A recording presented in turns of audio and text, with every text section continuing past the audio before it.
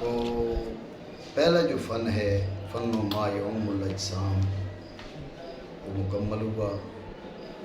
اس کے اندر جس میں طبعی کے ان احوال کا بیان تھا جو اجرام فلکیہ اور اجسام عنصریہ دونوں میں پائے جاتے ہیں. اس فن کے اندر فقط ان احوال کا بیان ہے جو اجرام فلکیہ کے ساتھ خاص ہے، جو اجرام فلکیہ کے ساتھ خاص ہے. اسی مناسبت سے اس فن کو فلکیات کا نام دیا جاتا ہے. آگے جو فن ہے اس کو نام دیا جائے گا عنصریات، اس کا بیان انشاءاللہ. تو فن ثانی ہے فلکیات کے بیان میں. اس میں 8 فصلیں ہیں. پہلی فصل ہے فی اثبات کون الفلک مستدیرا، جو فلک ہے آسمان ہے وہ مستدیر ہے، اس کا بیان کرتے ہیں. ٹھیک ہے، مانا کریں. دوسرا فن فلکیات کے بیان میں، اس میں چند فصلیں ہیں. فصل فلک کے مستدیر ہونے کے اثبات کے بیان میں. فلک کا مستدیر ہونا، جسم مستدیر کون سا جسم ہے؟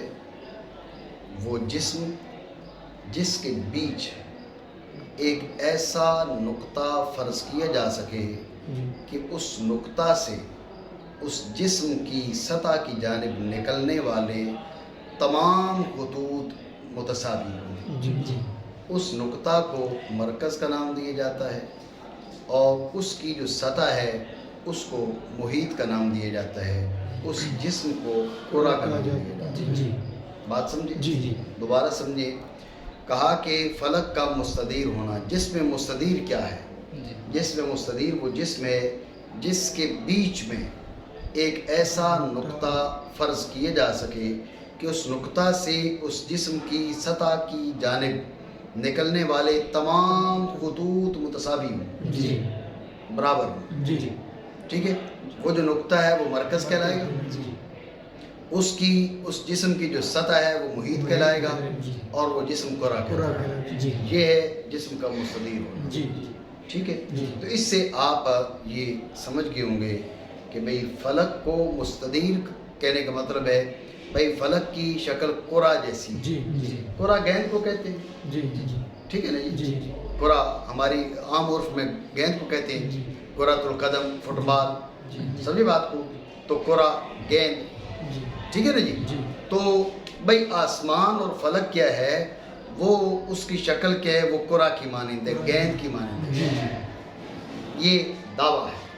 بات سے فلک کی جو شکل ہے وہ گیند کی مانند ہے، وہ کرہ ہے. فلک کرہ ہے جس میں مستدیر ہے. اتنی بات سمجھے. دعویٰ ذہن میں رکھیں، پھر اس کے حساب سے آگے بات چلے. اب اس کو ثابت کرنے کے لیے پہلے تمہیدی باتیں جن پر یہ پھر دلیل کی بنیادیں رکھے گا. غور کریں. جہتے ہیں 6. جہتے ہیں 6. ٹھیک ہے. پہلے تو سمجھ لو جہت کیا ہے. جہت ہے طرف الامتداد. طرف الامتداد الموہوم الآخذ من جانب المشیر المنتہی الی المشار الیہ. وہ امتداد موہوم، آپ ایسے کہتے ہو. تو اب یہاں کوئی امتداد وجود میں نہیں آیا، امتداد موہوم ہے. امتداد موہوم جو مشیر کی جانب سے شروع ہو کر مشار الیہ پر منتہی ہوتا ہے، اس کا آخری کنارہ جہت ہے. طرف الامتداد الموہوم الآخذ من جانب المشیر المنتہی الی جانب المشار الیہ.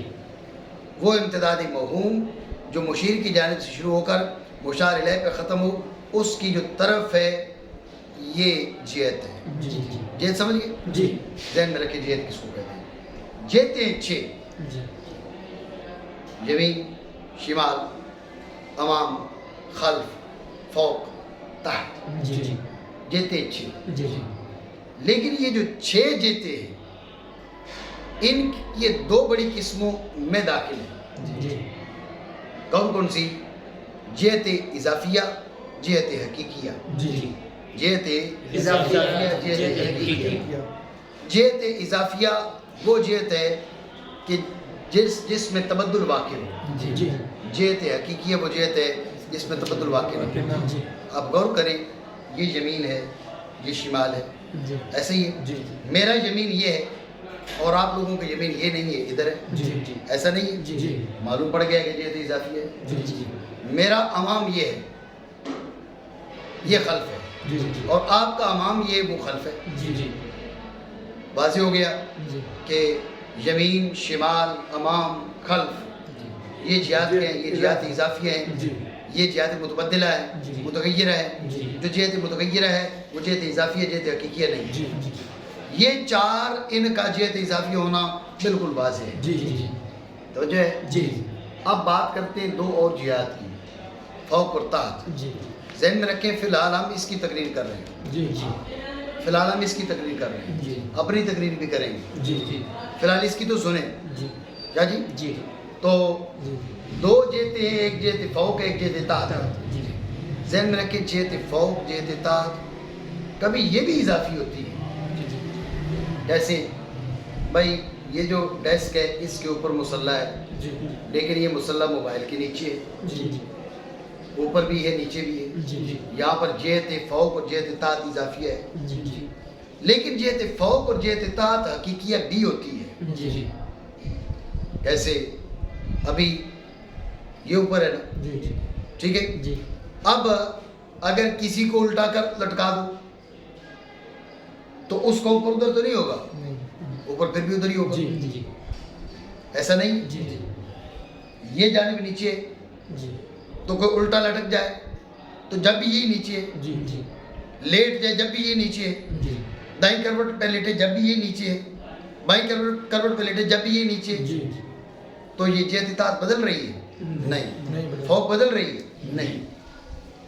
بات سمجھے؟ جی. تو معلوم پڑا کہ جہات ستہ ان میں سے چار جہات تو جہات اضافیہ ہونا ان کا طے ہے. جی جی ان میں سے دو جہات، ایک جہت فوق اور ایک جہت تحت. جی جی یہ جو جہات ہیں یہ بعض اوقات جہات اضافیہ ہوتی ہیں، جی جی لیکن یہ جہات حقیقیہ بھی ہیں، جی جی یہ بدلتی نہیں ہیں. جی فوق ادھر ہی ہے، جی کوئی سیدھا بیٹھے، الٹا بیٹھے، لیٹے، کھڑا ہو، بیٹھ جائے، کچھ بھی ہو، جی جہت فوق یہ ہے جی. اور جہت تحت ادھر ہے. جی جی بات اتنی آپ سمجھے نہیں جی. سمجھے؟ ٹھیک ہو گیا.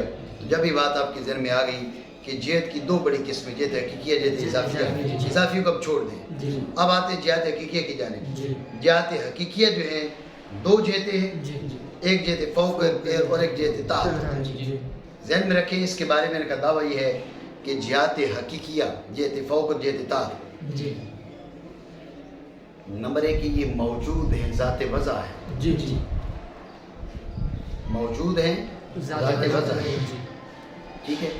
دوسرے، یہ طرف امتداد حرکت میں، طرف امتداد حرکت میں یہ منقسم نہیں ہے. جی طرف امتداد حرکت میں منقسم نہیں ہے. طرف امتداد حرکت میں منقسم نہیں ہے کا مطلب کیا ہے؟ یہ سمجھ لو، جی یہ سمجھ لو جس جانب سے اشارہ ہو رہا ہے نا، اس جانب نہیں تقسیم ہوں گی. جی جی فوق، ٹھیک ہے نا؟ جی فوق اس طرف سے اشارہ ہو رہا ہے، اس جانب نہیں تقسیم ہوں گی. جی جی یوں بھلے ہو جائے بھائی، وہ بھی فوق ہے، جی ادھر بھی فوق ہے، جی یہ بھی فوق ہے. جی جی ٹھیک ہے.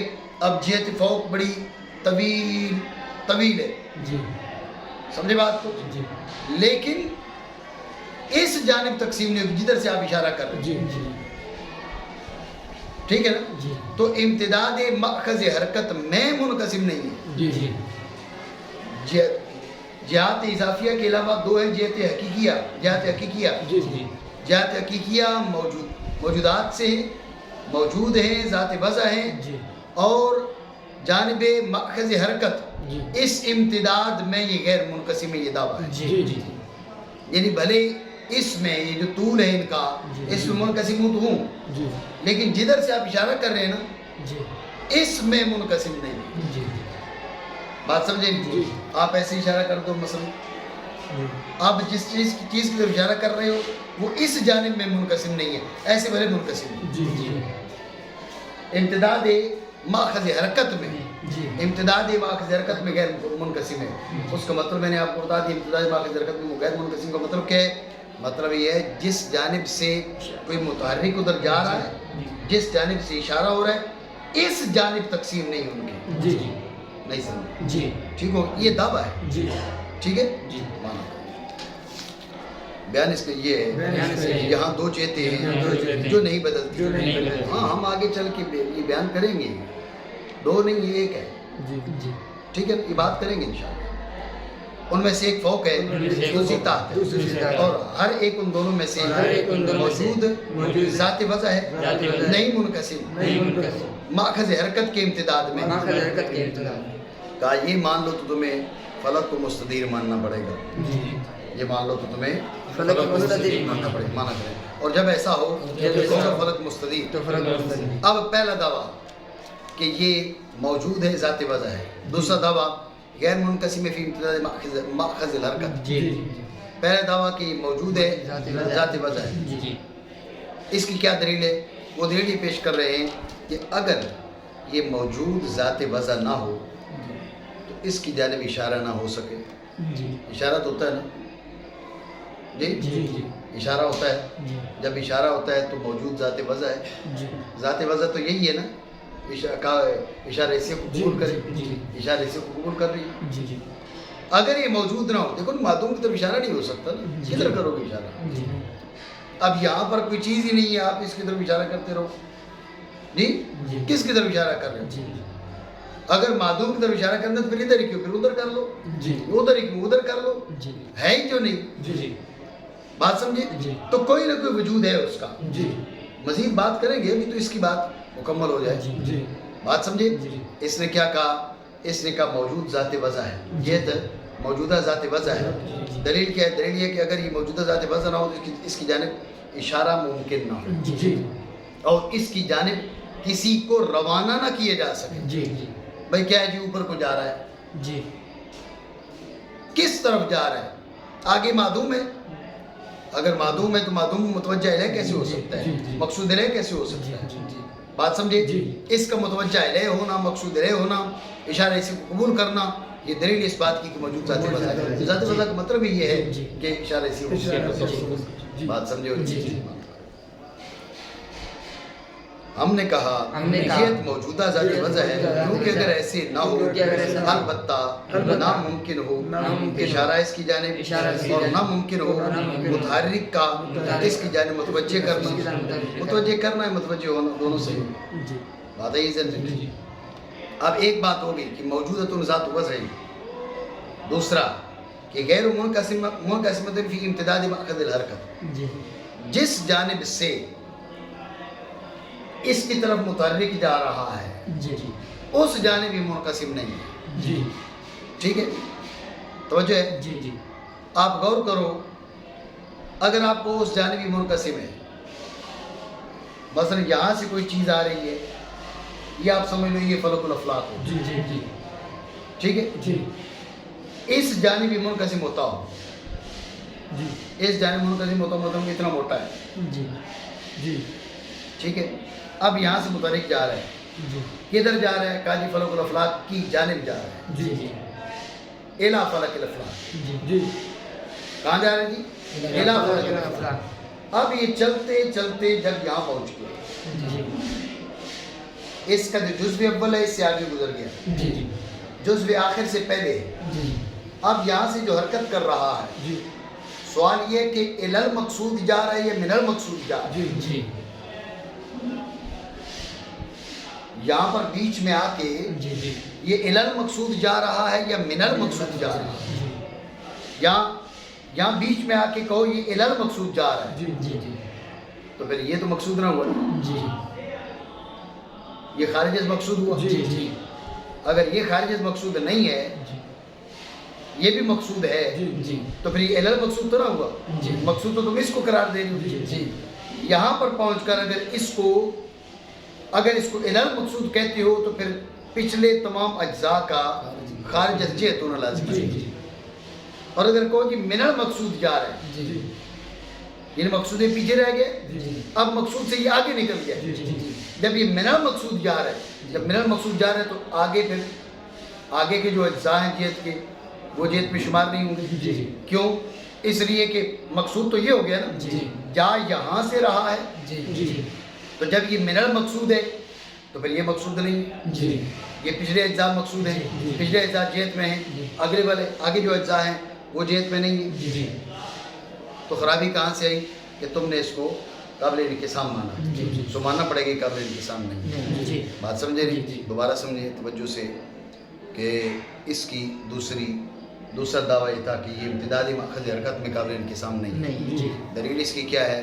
دلیل اس کی یہ ہے کہ اگر یہ امتدادی ماخذ حرکت میں قابل انقسام ہو جی تو اب ہم نے فلک الافلاک کی جانب ایک چیز روانہ کی، جی اب یہ قابل انقسام ہوگا، مثلا یہ اتنی ضخامت ہے اس کی، جی جب اتنی ضخامت ہے تو اب یہ متحرک حرکت کرتے ہوئے یہاں پہنچ گیا، جی یہاں پہنچ کے یہ حرکت کر رہا ہے۔